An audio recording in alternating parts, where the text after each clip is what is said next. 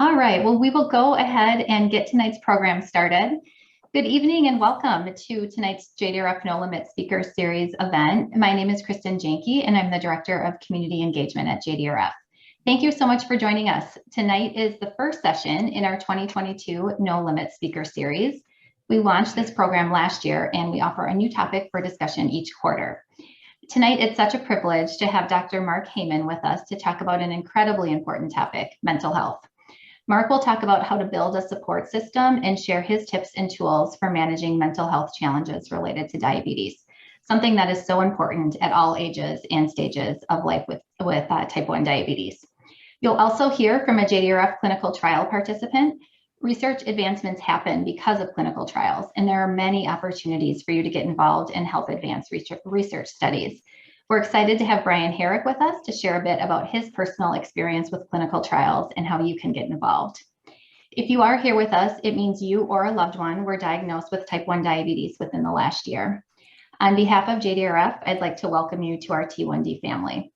You were likely introduced to us through one of our resources, like the Bag of Hope for Children or our No Limits care kits for teens and adults. We hope you found these resources to be educational and inspirational as you begin your new journey with type 1 diabetes. We created the No Limit series to continue to provide education and also connection within the T1D community throughout your first year of diagnosis. We know receiving a T1D diagnosis can often be overwhelming, and we understand there's a lot to learn, especially throughout your first year of adjusting to life with diabetes. I was in a similar place to many of you 10 years ago when my then 6-year-old son Max was diagnosed with T1D. We had so many questions, and we're fortunate to find our local JDRF community as a means of connection and camaraderie. So a couple of quick housekeeping items before we get started. We will have time at the end of Mark's presentation for Q&A. If you have a question, please use the Q&A feature to submit your question. You'll see the icon at the bottom of your screen. Your question will be sent directly to Mark, and we will address it at the end of the program. We are recording this presentation. We have implemented several security protocols provided by Zoom to avoid any inappropriate interruptions by unknown third parties, otherwise known as Zoom bombers. If we do encounter any interruptions during the program, we will work immediately to remove these individuals and resolve the issue. So let's get started. I'd like to first introduce Brian Herrick to share his T1D story with you. Brian? Hi, hello everyone. I'm quickly gonna pull something up. Okay, so my name is Brian Herrick. I've had type 1 diabetes for 30 years, 1 month and 3 days, but as they said, who's counting? First of all, I want to say everyone's doing great. You guys are all here. You're new to this type 1 diabetes thing.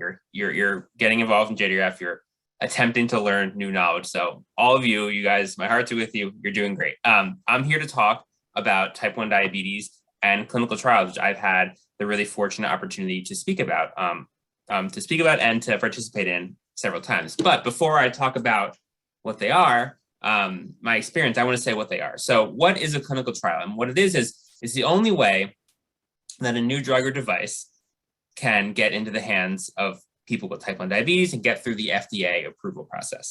The clinical trials, they answer that question, which is, does a new therapy work and is it safe for people? So that's like at a very baseline what they are. So anything that people use for type 1, all the insulins we use, the insulin pumps, the continuous glucose monitors, all of those things have been gone through a intensely rigorous series of what we call clinical trials, phase 1, phase 2, and phase 3 before they get into the hands of people with type 1 diabetes. It's a priority of JDRF to help speed up this process because 80% of them, unfortunately, are delayed because of slow enrollment. It's difficult to find the people to do these, to get them done on time, to get them filled on time, and it slows down research. We want cures, we want better therapies for people living with type 1. In order to do that, we have to make clinical trials happen faster. You'll see this picture here. This is a picture of me in 2014 in the very first clinical trial that I was ever in. This one was sponsored by JDRF, which was really neat. And we were testing a version of an artificial pancreas system. So for folks that don't know, an artificial pancreas system is when you take a continuous glucose monitor, an insulin pump, and an algorithm of some sort that connects the two and makes decisions for you. So they're becoming standard of care. So people out there that have the tandem control IQ, the folks that have the Medtronic 670 or 770G, or the new Omnipod 5, which was, no one has that yet, but it was just approved. Those are all artificial pancreas systems. And you'll see here, we were testing a very early version of them. And I want to just quickly show you how quickly research can go when we have all the pieces lined up and we have all these things filled. So this picture is from 2014. And what we were working on and trying to discover was, if your blood sugars are good at night, if you have an artificial pancreas system and you wear it just when you're sleeping, are your blood sugars better during the day? Now, for anyone that has type 1 or has loved ones with type 1, this is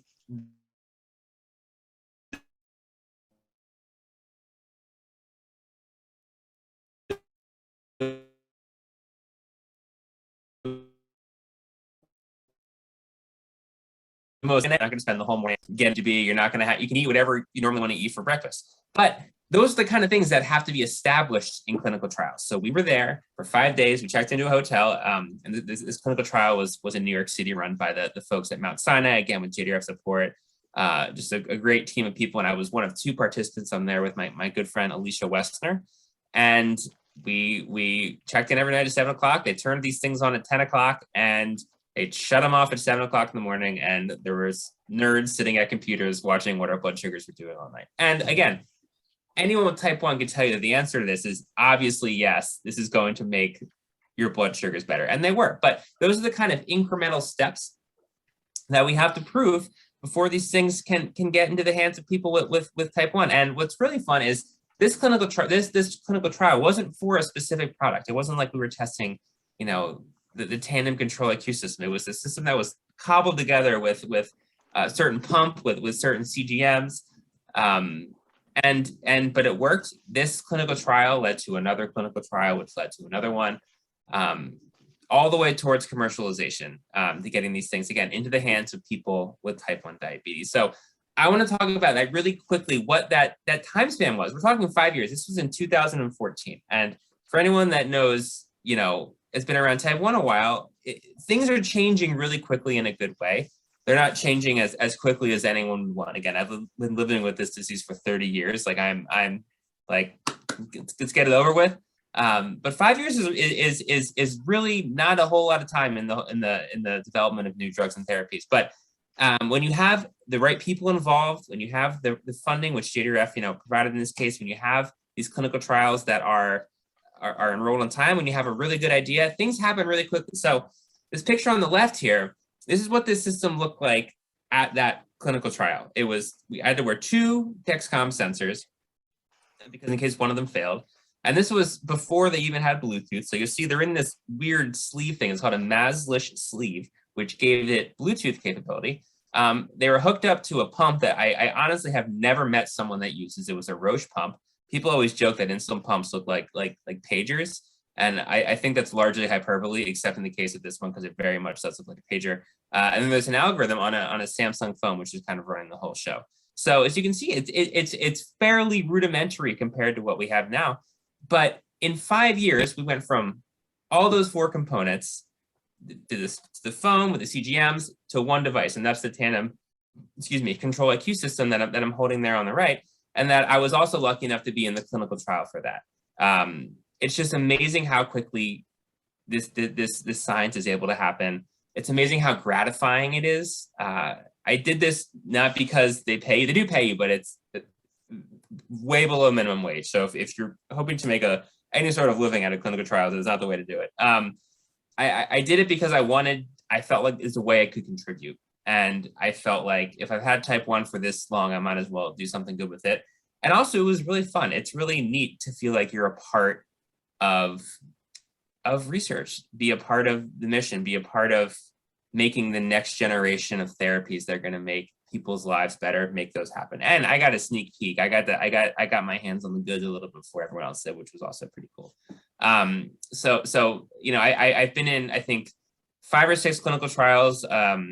Most of them have been in the AP sphere. They're incredibly gratifying. I encourage everyone that is able to, if you can, to please do it. At least see what's happening in your area and see if there are any clinical trials that you can enroll in. And I want to quickly tell people how to do that. So this is the JDRF Clinical Trial Connection tool. If you go to our website, you can say, you know, how old you are, or if you're doing it on behalf of a loved one, how old they are, where you live, how far you're willing to travel, and other few criteria, and it'll spit out all of the clinical trials that are in your area that you could potentially be eligible for and who to contact. So I highly recommend everyone to get involved if you can. It's really important work. It's a really kind of fun way to get involved, and it's a great way to pay it forward. And, you know, if your pancreas is busted like mine is, it's nice to be able to use it for good in one way or another. So that's my spiel. If you have any questions, I'm bherrick@jdrf.org. We have a whole network of folks that are helping connect people with clinical trials. So email me and we'd be happy to help see what we can do to get you involved. Thanks, Brian. That's really cool to see the progression of the artificial pancreas system. Thanks for sharing that. And thanks for all you've done to advance research progress. Appreciate your time. I'm so pleased to now turn things over to our featured presenter tonight, Dr. Mark. Mark is a diabetes psychologist, certified diabetes care and education specialist, and the CEO of the Center for Diabetes and Mental Health. Dr. Mark provides evidence-based clinical treatment and online programs to help people navigate the stress of living with type 1 diabetes. He also hosts the Diabetes Psychologist podcast. We're thrilled to have him with us tonight to share his expertise and tips for coping with T1D. Mark, I'll turn it over to you. Thank you so much, Kristen. It's great to be here, and I'm really happy to be able to share with you some thoughts and tips about managing the emotional side of type 1 diabetes, which is something we don't talk about nearly enough in the world of diabetes. Before I get started, I want to say a couple of things. The first is, just like Brian said, this is an exciting time in diabetes and things are changing very rapidly, especially around mental health. I was diagnosed with type 1 diabetes 22 years ago, almost 23 years ago. And at that time, we were not talking about mental health at all. And, it was, and if we talked about it, it was kind of this thing that if you were having trouble with diabetes, you were dealing with, but we don't really know much about it. So let's not really say much about it now. Fast forward to the present day, we're talking about mental health a lot.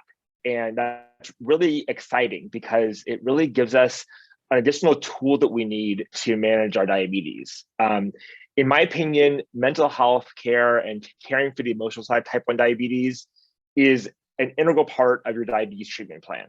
And you can't manage diabetes without managing your mental health. And so talking about this is extremely critical, and just as critical as managing your blood sugars, because they really go hand in hand. And so I'm excited that we're at a point in the world right now, in the world of diabetes, where we are able and willing to have these types of discussions. And we're able to give you support and tips and resources to be able to adjust to and manage the emotional side of type 1 diabetes, on both sides, from both the blood sugar side, as well as from the emotional side. So just to give you a little bit of background about myself, as I said, I was diagnosed with type 1 diabetes about 23 years ago. I was a junior in college at the time. And it was, I didn't know what diabetes was before I was diagnosed. And all of a sudden, welcome to the world.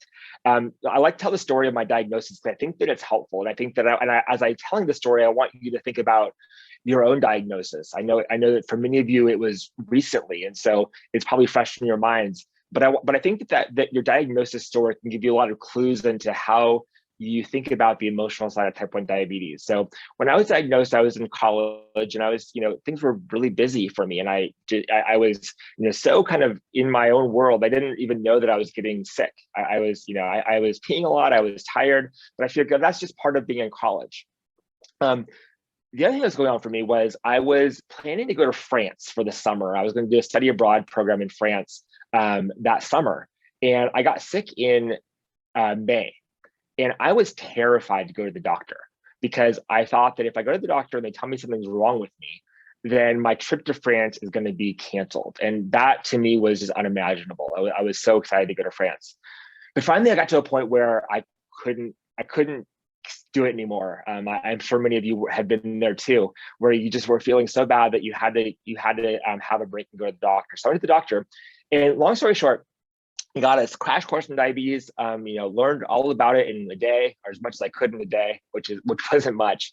And at the end of my appointment, my doctor said to me, do you have any questions?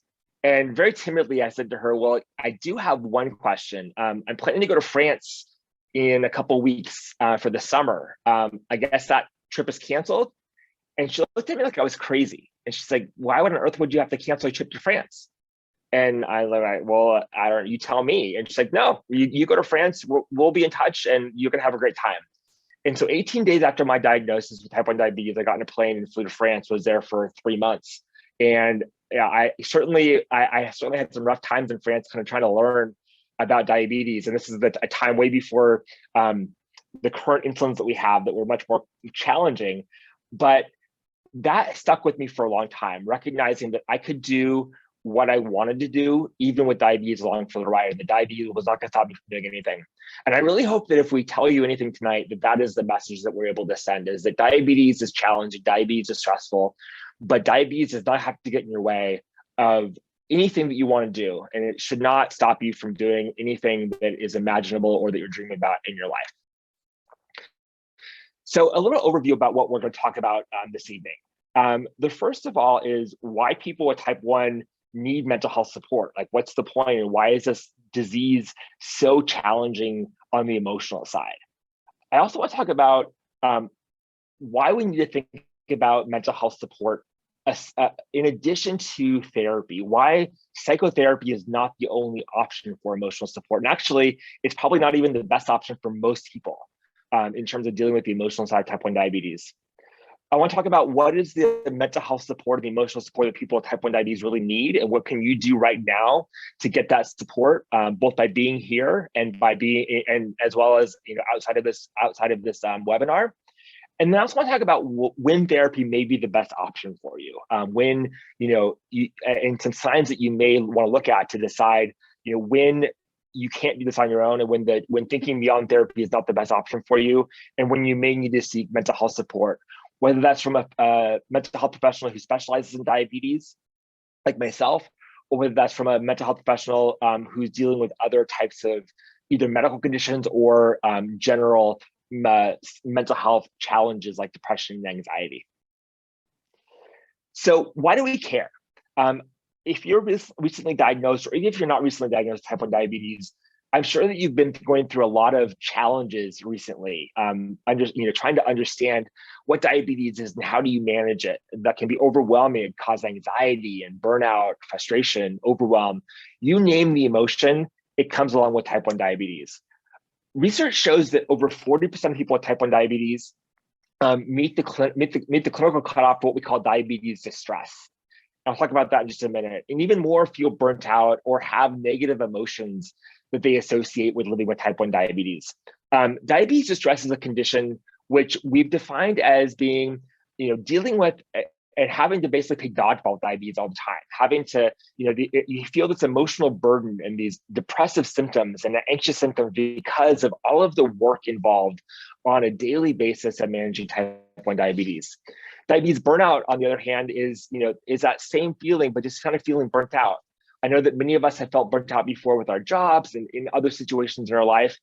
And diabetes is no different. There's not a lot of breaks, or there's no breaks. And it's normal to feel burnt out. And it's also normal to have a negative emotion associated with type 1. I have them all the time. I'll tell you, yesterday, my blood sugars were not below 200, and I was frustrated and anxious and annoyed. And that's just a normal, unfortunately, that sort of stress is a normal part of living with type 1 diabetes. And I want to set that expectation for you, not in a way to scare you, not in a way to make you worried that you're going to be stressed out the rest of your life, but to normalize it, to let you know that having these types of emotions, whether it's distress or burnout or frustration, anxiety, whatever you feel, is normal. And that everybody on this call right now and everybody who lives with diabetes has experienced those same things. And I want to let you know that you're not alone there. And that while we don't want you to experience these things, you're going to, and it's part of being part of this club of living with type 1 diabetes. Let me move my slide.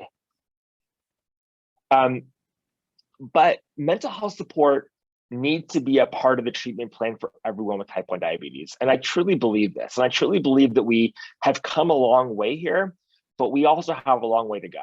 We have a long way to go in a lot of different ways. The first is educating ourselves around the mental health challenges of diabetes, as well as educating ourselves around the ways that we can work to support people with type 1 diabetes and their mental health needs.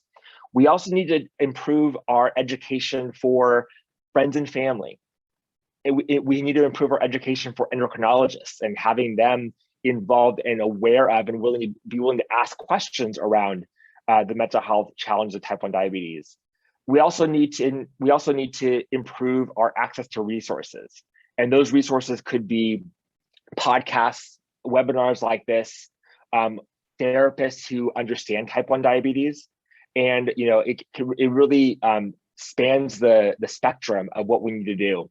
And we're getting there. We're really moving forward. We now have a mental health directory for people with type 1 diabetes to find a therapist who understands the challenges of living with diabetes, especially type 1.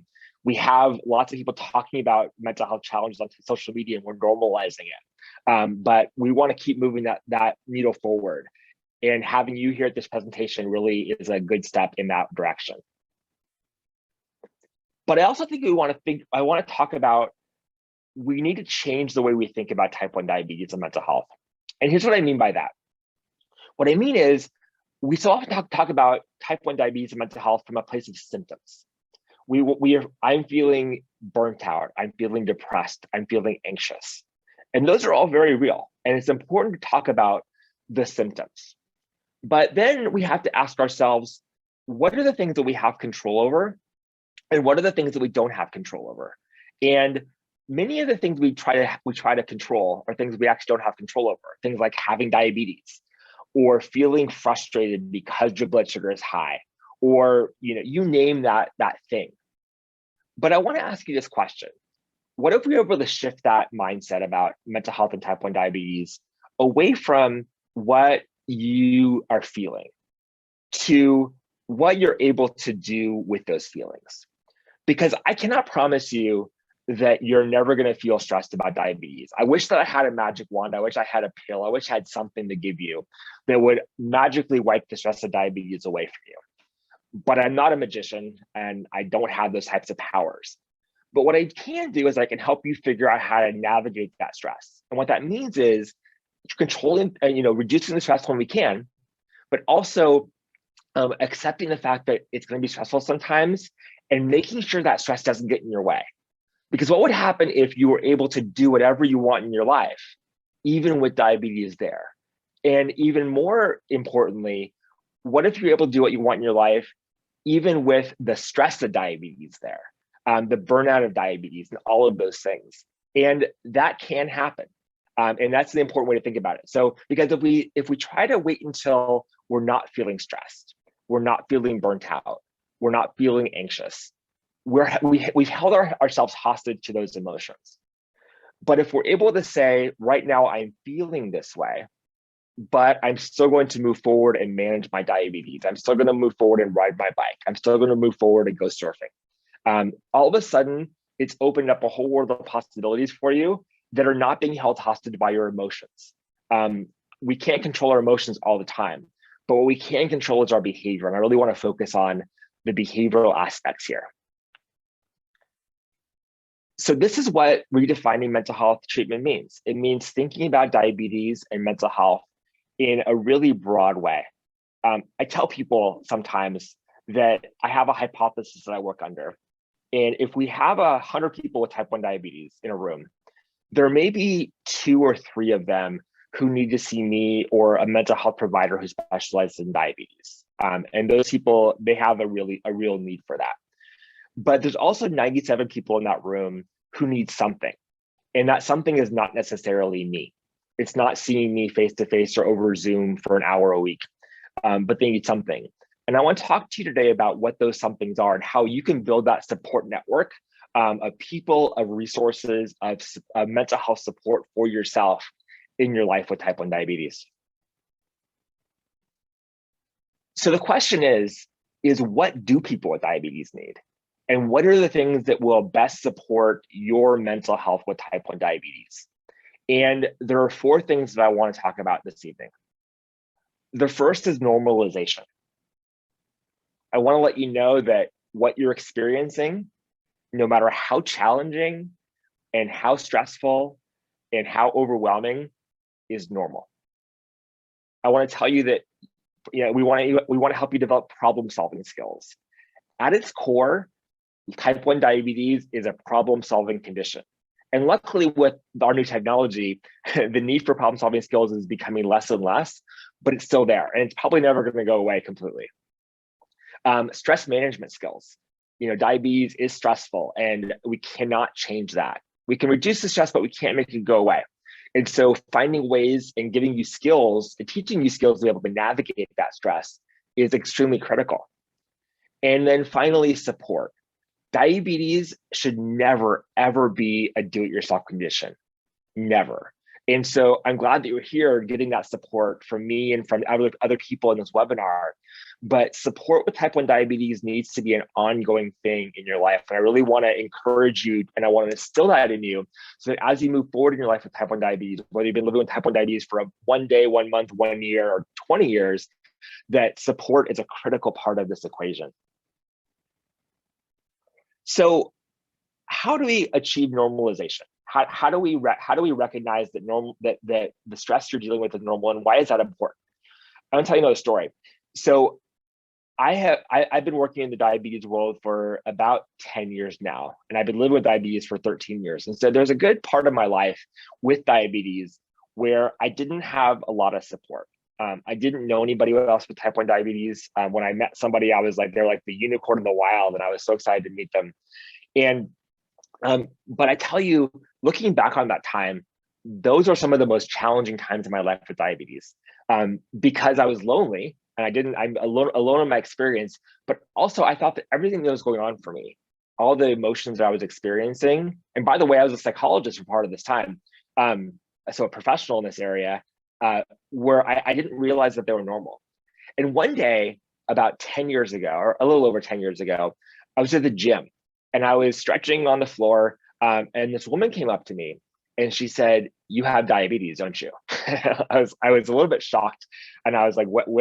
How'd you know that?" And she pointed at my pump site that she saw coming out of my shirt. And we ended up having this conversation, lasted maybe 10 minutes, but it was probably one of the most impactful conversations I've ever had, because I realized that what I was experiencing, the challenges I was experiencing at that time, were things that she was experiencing as well. And to me, she looked like she was doing really well, and she was, but she was able to share with me some things that were, that made me feel like I was not different than everybody else with diabetes, which is actually kind of how I felt at the time. So that normalization is so important, in recognizing that you're not alone, and that what you're experiencing is normal, no matter how challenging. Is critical. So where can you find this type of normalization other than meeting some person at the gym? The first is in blogs. And I know that there are quite a few blogs out there around that focus on type 1 diabetes. And these aren't blogs that are focused to the professionals. They're people just talking about their experiences, talking about the load they had last night that made them feel like they got hit by a bus, talking about the comment that their teacher made to them that made them feel about this big, and recognizing that those things happen and those things are challenging, but you're not alone in that experience. Social media is also a great place to get this normalization. You're looking at, whether you're scrolling Instagram or looking at Facebook, and just reading conversations, reading posts, looking at people's stories, can be so helpful in seeing that diabetes is not roses and sunshine all the time. It is super helpful. Beyond Type 1 does a great job at this, both on their social media, and also on their website, telling people stories and talking about kind of some of the unique challenges that people experience with diabetes that really only people with diabetes can really understand. And that's so helpful. And then, of course, meeting others with diabetes, whether it's in a virtual forum like we're in today, whether it's in person, whether it's on social media, and really having that interaction can really normalize your experience, whatever it is. Because I promise you, whatever you're experiencing, no matter how weird or different you think you are, you're not. There are others and many other people who have experienced exactly what you're feeling today. And that, while it's not fun, you're not crazy, you're not abnormal at all. Problem-solving skills. how do you count carbs? How do you deal with highs and lows? And how do you navigate the emotional and interpersonal challenges that come with diabetes? At its root, those are problem solving skills.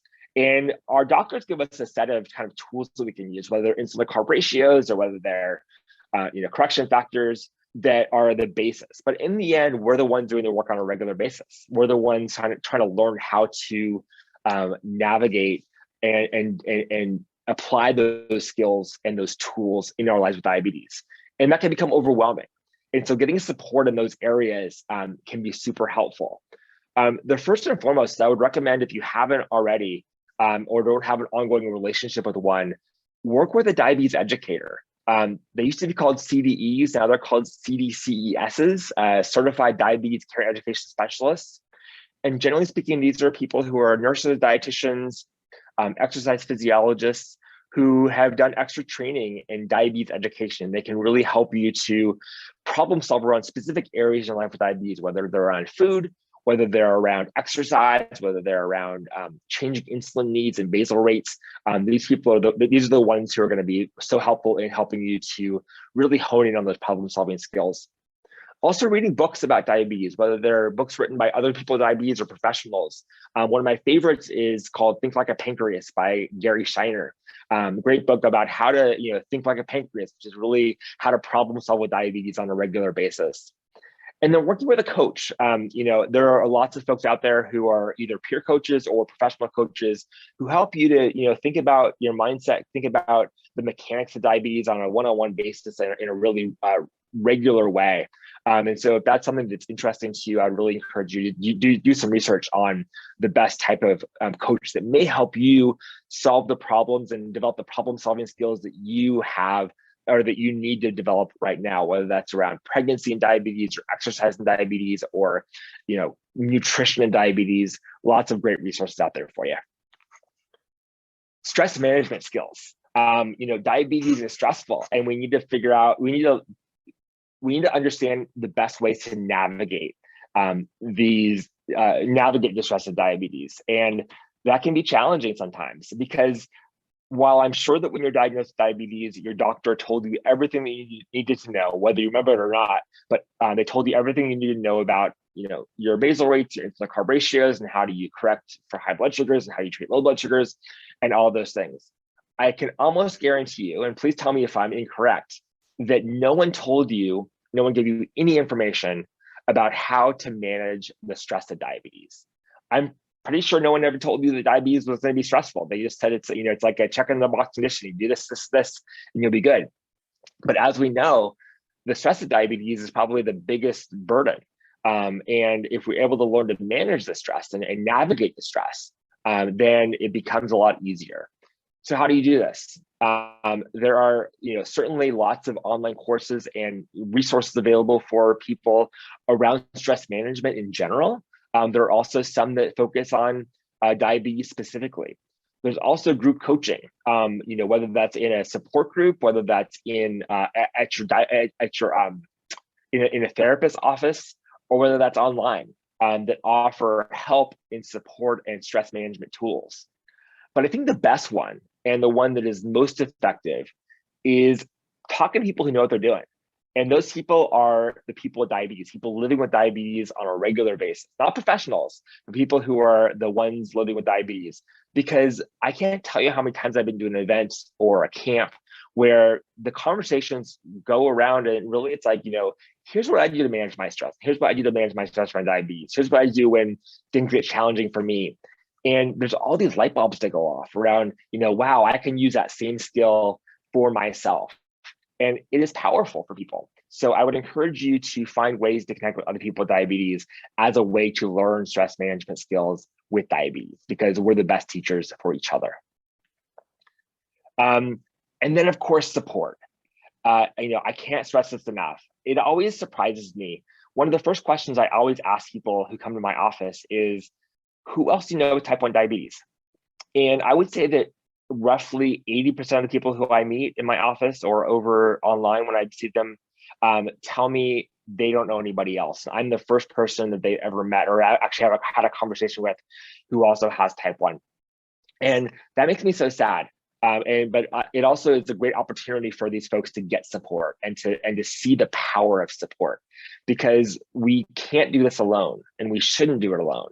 And so we need to get support from other people with type 1 diabetes, as well as from other people in our lives. So friends, family, and significant others are the first and most obvious place to get support. And that can be challenging because our friends and family may not know exactly what we need, but guess what? They want to know. And so if you can tell them what you need and give them some guidance as to how they can help you, then they're going to be your biggest supporters. Also, your healthcare team, they may not know what you need either. And while that may seem a little helpless and hopeless, it's not. They want to learn. They want to know your experiences. So tell them what you're experiencing and how they can help you specifically. And the more specific you can be, the better with them. And they can offer you, I hope they can offer you support. But also places like social media, the internet, I guess those are kind of the same thing. And also in-person or virtual events are a great place to get support from other people with type 1 diabetes. And I think that support from all people in our lives is important. Certainly people you're living with and friends and family, having their support is so critical. But just as critical is also having a network of people that you know, not necessarily your best friends, not necessarily people that you talk to on a daily basis or even a monthly basis, but other people with type 1 diabetes who you can lean on when things are going, when you're having challenges only other people with diabetes can really understand. And having those folks. Also, if you run out of supplies, or if you need something from somebody, having that network is a great way to relieve your stress, because you're not worried about what happens if this happens. I can't tell you how many times I've seen on social media people posting, "Hey, anybody in this area have an extra vial of insulin, or they have this." So I have a friend in the area who's visiting who needs it, and I have never seen anyone not get what they need by asking for it. The type 1 community is so supportive, and we are willing to do whatever we can to make sure that our fellow type 1s have the support that they need, whether it's emotional support or material support.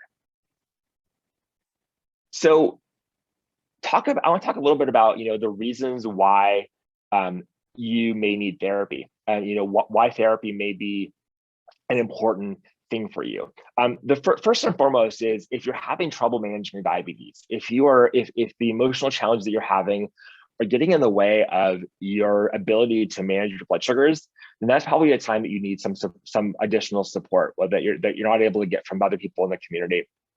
Also, if you're feeling completely isolated in diabetes and feeling alone and hopeless, and certainly if you're feeling like you're gonna hurt yourself or hurt somebody else, that's an important part of the equation of why you may need therapy. Excuse me. If you're dealing with challenges with the healthcare system, I hear people all the time so frustrated and so upset with insurance companies and doctors and all of the ways that those entities interact with each other or don't interact with each other. That's a reason why therapy may be helpful.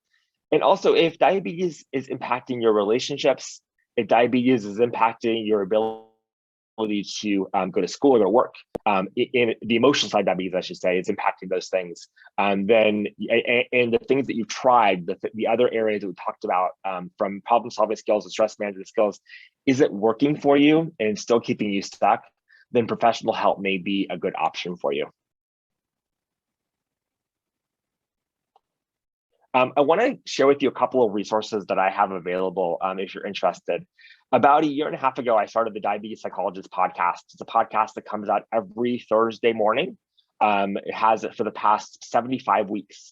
Started during COVID in October, and we put out a new episode every week since then. But it's a great resource for people with type 1 diabetes to get all of the things I talked about here so far: support, normalization, problem-solving skills, and stress management skills. I talk about very actionable things on the podcast, and I like to bring people on the podcast who tell their stories and tell us what they've done to help manage the stress of diabetes and help to navigate that stress of diabetes. So I would encourage you to listen to the podcast or check it out if you haven't already.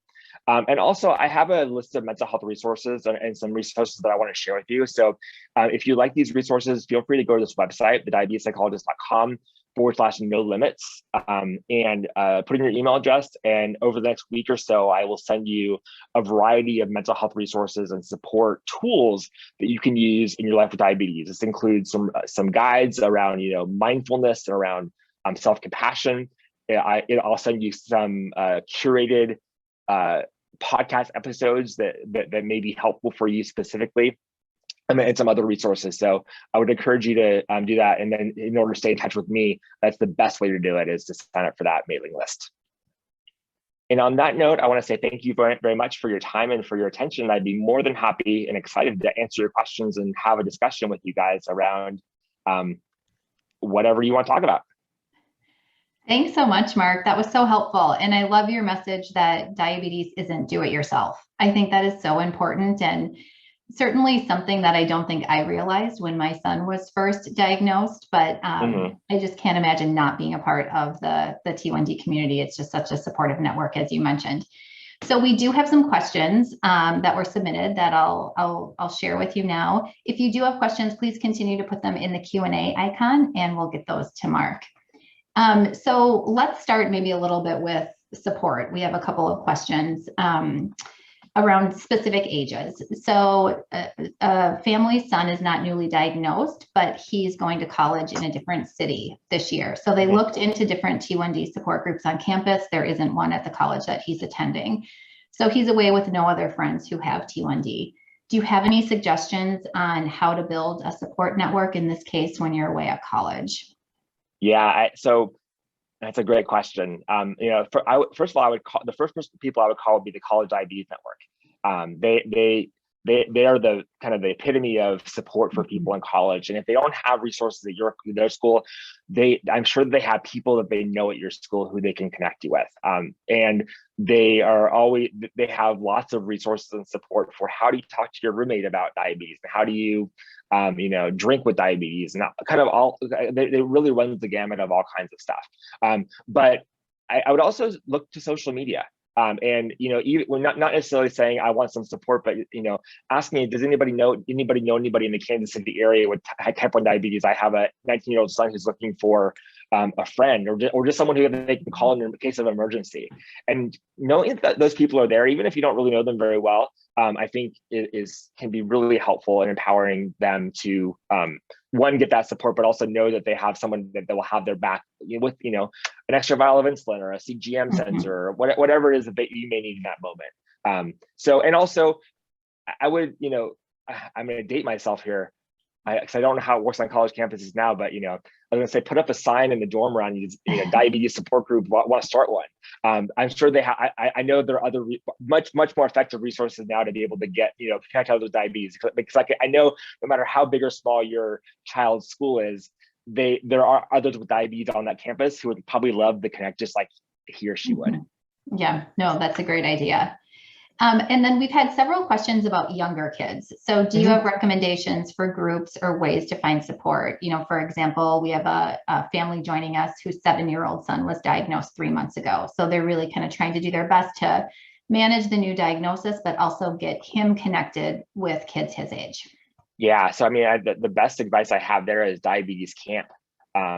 Diabetes, and there are lots of diabetes camps all over the country.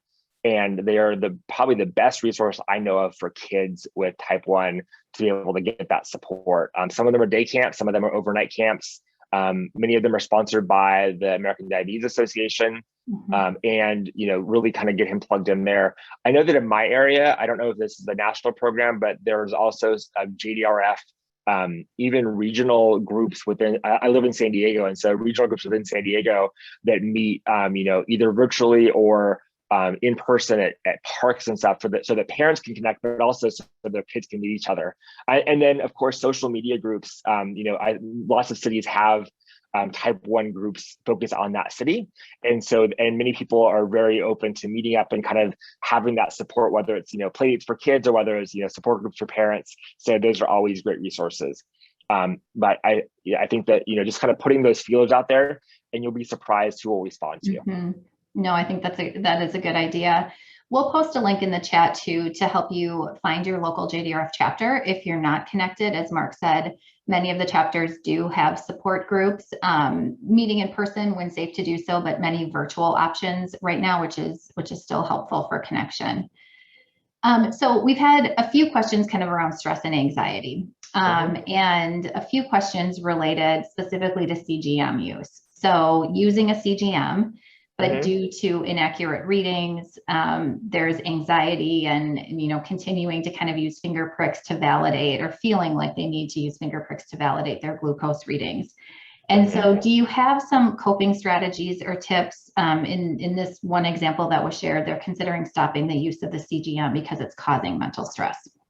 Yeah, I mean, and I would talk to your doctor about that, but I would say that if it's causing you mental stress, then stopping, or at least not relying on CGM that much or as much would be a helpful thing.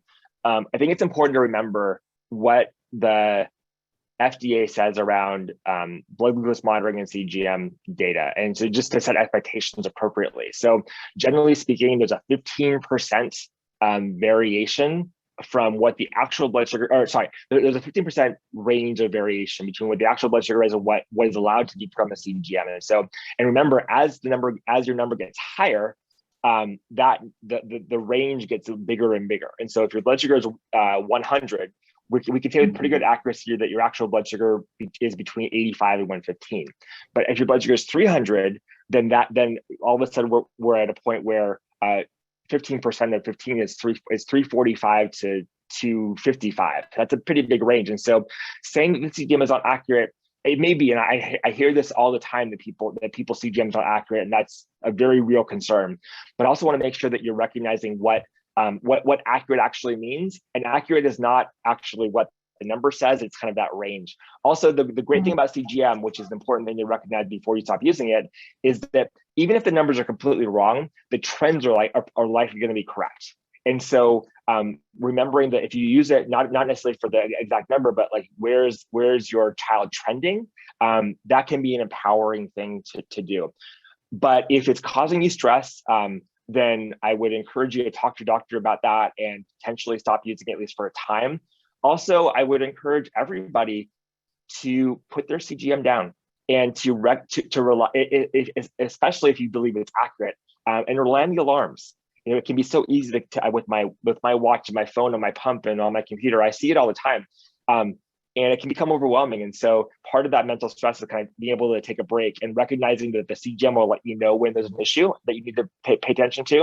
And if there's no issue, then you don't need to be looking at it all the time. And that can take a big mental burden off of you. No, that is so true. And what about for parents? Because I think sometimes parents who are watching those numbers, as you just described, that can also cause a lot of kind of stress and anguish. So how do you have sort of suggestions or tips on how to still, of course, manage your child's diabetes, but maybe not get so stressed with the numbers? Yeah, I think it really depends on the child. And I will say, again, I'm going to age myself by saying this, but we're in the best of times, the worst times with diabetes, in the sense that 10 years ago, this wouldn't even be a question that was asked because we didn't have CGMs. Certainly didn't have CGMs that we could share on our phones. And so, and most of us did just fine at that point. That's not to diminish the concerns and the stress and wanting to monitor your child, but recognize that we've been doing this for a long time without the technology. And now that we have the technology, it's so much easier, but also so much more stressful. But again, I would encourage you to focus on the things that matter and the alarms that matter, and allow those alarms and those alerts to guide you, as opposed to feeling like you have to monitor your child's blood sugars ups and downs on a regular basis. Certainly, if your child's blood sugar is over 250 or under 60 or whatever those numbers are for you, then by all means take action. But I guarantee you that if you put a CGM on someone without diabetes, your blood sugars have variations too, and you don't even know it. Right. So we want to use it to keep us safe, but not to keep us anxious. No, great point. Similarly, along kind of the same lines, this is a parent with a newly diagnosed 12-year-old, and the child is too stressed and afraid to fall asleep if his blood sugar is above 200. Okay. And so I think they sort of get into this cycle where the stress is actually perhaps keeping the blood sugar high and he's having trouble sleeping at night. Do you have any advice on how to cope or manage with that situation? Yeah, so a couple things. The first is that I would say that having a good, I think there's a couple things. One is just like a blood sugar management tool is, making sure that if this is causing stress, having the child, depending on how he or she is eating, have them not eat for a couple hours before bed. That's probably the best way to kind of make sure that blood sugars are going to be in range around bedtime. We want to be able to, affect stress where we can, and this is like a good tool to use. So eliminate late night snacking and eliminate late dinners and things of that nature. Also instituting a bedtime routine where he or she can, kind of de-stress, whether that's taking a bath or a shower and having breathing, saying prayers, whatever it is that you do in your family that's going to be helpful for this child to de-stress. And then finally, it's education. I would actually much rather have your child's blood sugar be 200 than 80 at that time. And recognizing that, and especially if he or she is using an automated insulin delivery system, like Control-IQ or Omnipod 5 or Medtronic 670G, that the blood sugar will come down during the night, more likely than not. And so that while it may not feel good to have a blood sugar 200 bedtime, that your blood sugar will come down and not go down too low. And really providing the education, but we would prefer your blood sugar to be a little higher bedtime than lower. And so reassuring the child that having a blood sugar 200 is normal. Again, this is kind of the normalization of blood sugars. One thing that I do in my work all the time is I show people my CGM, especially when I'm having a rough day, because I do this for a living and my blood sugars are nowhere near perfect. And to show people that, my blood sugar is 250 right now. It's not, but if it were, I would show you and show you that, this happens. And it's not fun, but it's okay. And I think that could take a big burden off of all of us, including this 12-year-old boy. No, that's so important. And I think, we strive for perfection, but it's hard to have perfection day to day with your numbers. That's a really good point. Yeah. So I think this is a really important question. How do you know what to ask for in terms of support from friends and family? So people want to help, you're newly diagnosed, but you're so overwhelmed with this stress and information. What could even be a useful ask to allow your friends and family to sort of help you with, with the stress or with the burden that you might be feeling? Yeah, there's two sides to the answer to this question. The first is what you don't want them to do, which is probably what they're doing. So giving you advice, not helpful. Especially advice around what you should be eating, how you should be exercising, eating candy. Tell them to shut up. That's number one. And so setting the boundary about what they shouldn't be doing is probably the biggest priority. But then thinking about what they can do. So for example, and I know that many people here are talking about children, but I'm gonna talk about adults now. So my wife, I met my wife after I was diagnosed with diabetes. She learned diabetes by learning me, by getting to know me. And when we were first dating, my blood sugar would go low and she wouldn't know what to do. And I said to her, what I need you to do is if I tell you my blood sugar is low, then I need you to go and get me the candy that's in my nightstand. It's very clear and very simple, but that empowered her to be able to say, okay, when he's acting kind of funny, I'm going to go and get him candy. On the same note, we had this, I like most people have something called Einstein Syndrome. And if you don't know what Einstein Syndrome is, it's when your blood sugar is low and you're fine. You don't want any help. And so we have an agreement now, after many years, that if she thinks my blood sugar is low, no matter what, she hasn't checked my CGM, she doesn't know what it is, that if she hands me something to eat, I must eat it. And that's an agreement that we have. And that's how she supports me, because, and now actually how I support her, because I have agreed to do that. So just think about the simple things. If you're going to a child's birthday party and they don't have, and you're wondering what the carb counts are going to be, and you're worried about counting the carbs, say, hey, could you save the packaging for what you cooked and tell me what's here? That's a simple thing. Could you, if you have a child sleeping over at a friend's house and they start acting funny, or their CGM's going off, call me immediately. I mean, just very simple tactical things that can provide that support. And then finally, trying to understand and listening to you as to what you're experiencing. okay, I'm feeling stressed with diabetes. Instead of saying, oh, you shouldn't feel that way, or it's not that big of a deal, say, what I really want you to say is ask me why. Ask me about my experience. You probably can't really understand it, but I want you to try to understand and just listen to what I'm feeling, what I'm experiencing, and letting them know that will probably be a big wake-up call to them. They make it defensive, but then hopefully they'll put their defenses down and say, yeah, you're right. I really have no idea what I'm talking about. So tell me, help me understand. And that can be really helpful. Yeah, that's great. What about siblings? So there's a few questions around support for siblings. So how can they feel like they're part of the, support team for their brother or sister? But also, how do you help them not feel perhaps left out when their newly diagnosed brother or sister is receiving all of this extra attention? Yeah, it's a good question. I don't have a great answer to. It's a tough one.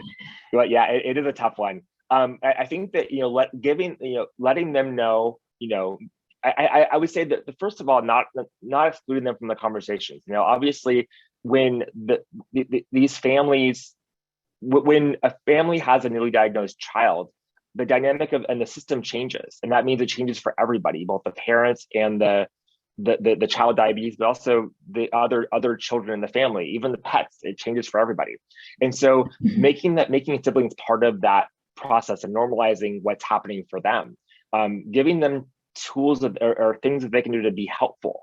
Whether it's, can you run upstairs and grab an extra CGM sensor for me? Really kind of helping them to be part of their siblings' diabetes treatment. Also recognizing that that sibling may be experiencing anxiety too, both about what's going on for their sibling, but a question is this going to happen to me too? Is this what I'm in for in a couple of years? I mean, and we have ways to answer that question, but just recognizing that child is probably going to be anxious as well. And then also, recognizing when, I think being able to spread your attention and spread the love to other siblings. I think that for many parents, when their child's diagnosed, it's like, all hands on deck with Joey when Sally is there. And while certainly Joey needs some special attention and more support, there's a time when you can take the hands off, and that's gonna be helpful for both Joey as well as for Sally, because it's going to be able to give Joey some independence and allow him to learn this on his own as well with your support, but it's also going to allow Sally to have her the attention and support that she needs from her family. Right. Thank you. So we'll sort of wrap up maybe with this last question, and thank you everyone. There've been a lot of great questions that have been shared, but we've had several questions around what are some resources to find professional support? So in some cases, healthcare providers don't offer that service, or insurance companies don't cover that service. So where can people go if they are looking for professional support? Do you have any tips on kind of how to begin that research process? Yeah, the first place I would go, the first place I would go is your endocrinologist. And I recognize that's kind of a wild card, but you want to find somebody in your local area who understands diabetes. That's probably the first place I would go to see if they know of any resources. And you may be surprised at what they know. Many of them don't, but some of them may have resources in their area.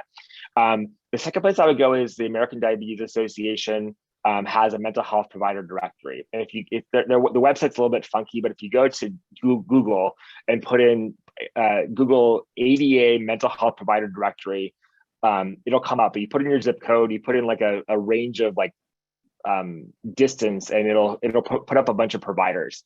And I will say that this is a helpful resource, but you want to be a little bit mindful, because some of them are people who do this all the time, like me, full time like me. Some of them are people who took a class and have some knowledge, but not a lot of knowledge. So just kind of you want to do some interviewing and talk to folks before you go there. In terms of insurance companies, mental health is a little bit of a mess right now, and many providers don't take insurance, and that's a shame. At my clinic, we do take insurance, and we try to make sure that mental health care is accessible to everybody. But that's the way that I try to operate. I will say that if you have a child, the other place I would go would be to a local children's hospital. You would actually be surprised about how many children's hospitals in the United States have dedicated mental health professionals on staff for diabetes in the endocrinology clinic. there are actually many more psychologists that specialize in children and that do pediatric endocrinology than there are for adults. And so if you have a child and you're, especially if you're at a major children's hospital, that's actually probably the first place I would go, because many of them have social workers and some of them have psychologists who specialize in diabetes. But also ask yourself, do we really need a psychologist or a therapist, or are there ways that we can get our mental health needs met aside from that? And really only you can answer that question, but I don't want your first reaction to say I need a professional, because I know this from lots of experiences that many people do, but many more people don't. And we can get the support that we need kind of within the other types of resources that we have available to us. Well, thank you, Mark. This was so insightful. You shared some great strategies that can be applied really throughout our T1D journey. So thank you so much for sharing your wisdom with us tonight. We are recording this session as mentioned, and we will send out a link to the recording in a follow-up email. So you'll be able to go back and see Mark's slides and re-listen to anything as well. I also want to thank Brian for sharing his T1D story and clinical trial experience with us.